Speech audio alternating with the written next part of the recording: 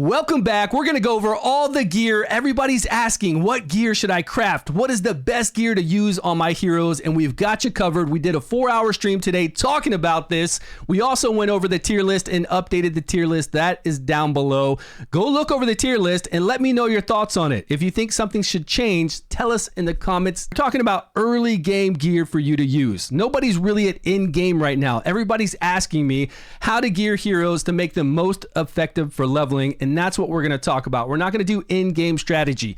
This is for day 1, day 2, all the way up to mid-game, which is for us, is probably going to be a few months because it takes a long time for us to get there, and we need to know the best gear for us to progress, to go into Gorgos, to go into Pinvid, to go to the Bear, just to beat everything we need to beat. There are so many things, but this is easy. Go into the favorite dungeon, and to be able to unlock a belt for your hero is very easy. And we're not going to do it with a gear set. We're just going to do it base. All you have to do is farm story mode for this resource, and the basic catalyst we just get from farming any dungeon, so you should have a lot of that. They're very easy to get, so make this belt because it's really beneficial.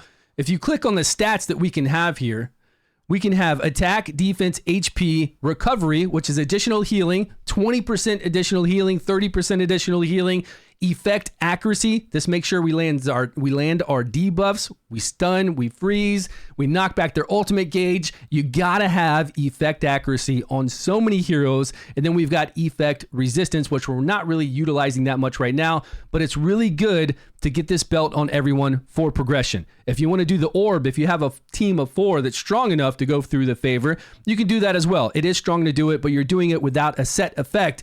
And we're not going to go over these set effects right now because nobody really has all 3. I don't even have a banner unlocked right now. I could push and do that and then start crafting these set pieces. But for now, we're just going to talk about the normal set pieces that everybody seems to ask me, what is the best for my heroes? And hands down, the best 4-piece set to craft is Vigor. I know a lot of you are saying, hey, Stu, I got HP sets all over my healer. I've got a heal set on my healer for 35% additional heals. But if you're going to go into the dungeon and farm the dragon, which you will, you're going to make your level 50s, then you're going to go to the dragon and farm stage 4, get a lot of crafting material, and then you're going to want to get a whole bunch of Vigor sets and a whole bunch of accuracy sets of 30% here to land all your debuffs, to be able to progress. And this additional life set health will have you heal bigger along with this healing set of 35% extra. But if you're healing for 10,000 and now you're healing for 13,500, you're not healing all the time. It takes 2 vigor or 3 vigor to do that with the vigor set. You're getting 2 vigor on that turn, so you're always able to do your skill 2. You can heal every single turn with the vigor set, and it also lets you do a lot of other things with all your other heroes. I have 4 vigor sets that I change out with all my guys. Those are the 4 sets that I use to run every single dungeon. Now, I do have 1 set on Kay that is attack and crit rate. Crit rate of 17%, we got attack of 30%. I've left this on her because she's hitting so hard, and the team I have her on, I don't really have to worry about her using that 2 vigor. Now, I could have Kay in a crit rate set and a vigor set, so she always can do her skill 2, and I never have to worry about what I'm doing with my other heroes. I know that they can do their skill 3s, they can do their skill 2s, and Kay will always be able to do her skill 2 with this crit rate.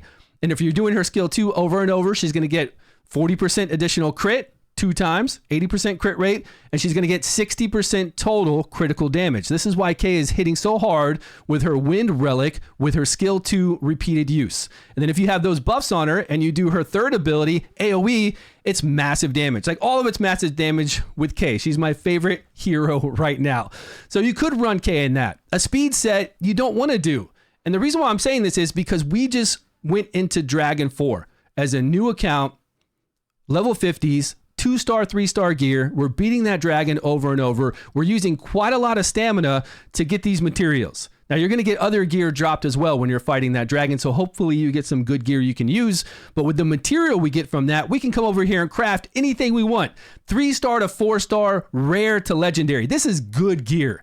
Rare to legendary is crazy. The way they've done this system is amazing. So come over here and craft it, but you don't want to craft things that aren't really going to benefit you. So you're thinking speed set for Tristan. Well, it's not really going to benefit you that much. You're not going to be using Tristan forever, I don't believe. He's doing a good job with the slow speed on his S1. and he's just not somebody that we need to put a speed set to get a little more damage out of. It would be much better if we had a vigor set on Tristan and we're using his skill 1. That way we get 2 vigor for him on his turn, and then the next person can do their skill 3 over and over and over again because Tristan has a vigor set on. Vigor is so important. I know I've said that 100 times, but I'm sure you understand where I'm coming from. This damage set, you got to crit to be able to do additional critical strike.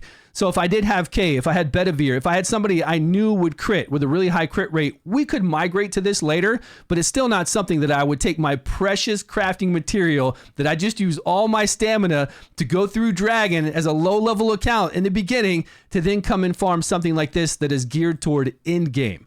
I would go for the accuracy because we need this. We've got to land our debuffs. If I'm playing Anguish, Anguish is going to be in a vigor set with an accuracy set. We've got to land his debuffs, and we got to make sure we can do his skill 3 over and over, and that is the set to use on Anguish. You can never change my mind on that. I will be using him in a vigor set with a accuracy set till end game forever. I'll be using him for that. For the Dragon, I'll be using him for Gorgos in that set forever. Defense and life set. We should have plenty of these.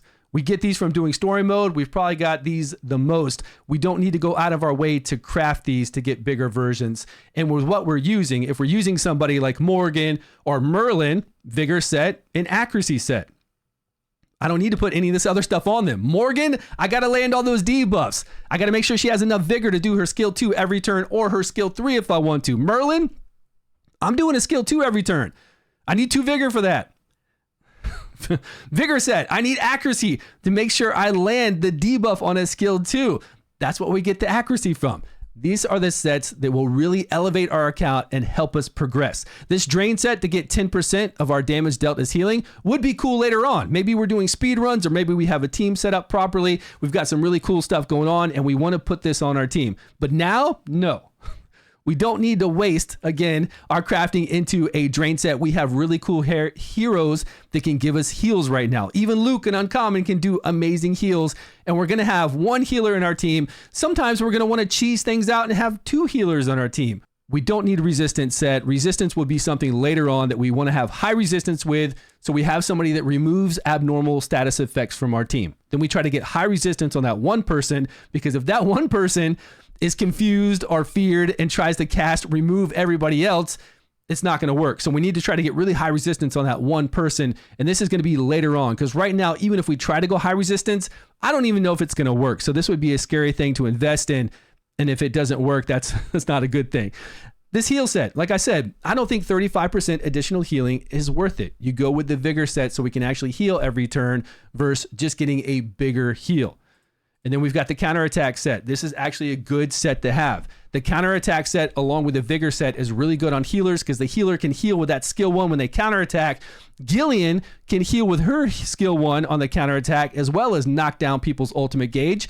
If you want to put a counterattack set on K to go into the boar, you could do that. You could put a lot of counterattack sets on people to go into boar to counterattack to knock down those shields. Or if you have somebody with a really cool debuff on their skill 1, or even a dot they want to apply on their skill 1, as long as you have enough effect accuracy to be able to land that dot, you could even put vigor set along with the counterattack set on Anguish and try to get some more dots that way.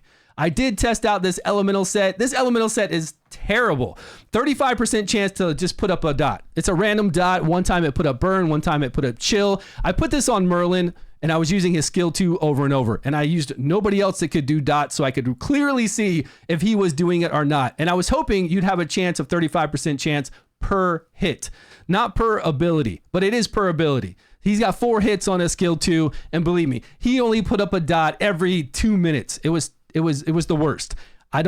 Maybe if you have a counter attack buff or a counter attack set with it, even then you'd only have an 18% chance to counterattack, but at least then if you're counterattacking, you've got a chance to apply this. There are heroes that counterattack when other people are hit. There's heroes that counterattack, give the whole team counterattack, give themselves counterattack. Maybe it would be better then. But for somebody like Merlin, it just wasn't working out. It wasn't per hit, it was per ability, and I did not like it. It's a waste. I wish I could get those materials back. Are you high enough to where you're doing this already? You might be. But a lot of people I have on stream, It doesn't seem like it. It seems like everybody's just starting out. Hey, I just started yesterday. I just started today, a few days ago. I'm stuck, and I can tell where they're telling me they're stuck at. There's no way they're far enough to already have a banner unlocked and that they farm that they had enough stamina to farm that. So we will go over these sets. I just wanted to talk about these sets that we were talking about on stream today and see what you thought. Let me know your thoughts down below. Thanks so much for watching, everyone. Appreciate your love and support. I will see you all in a video soon.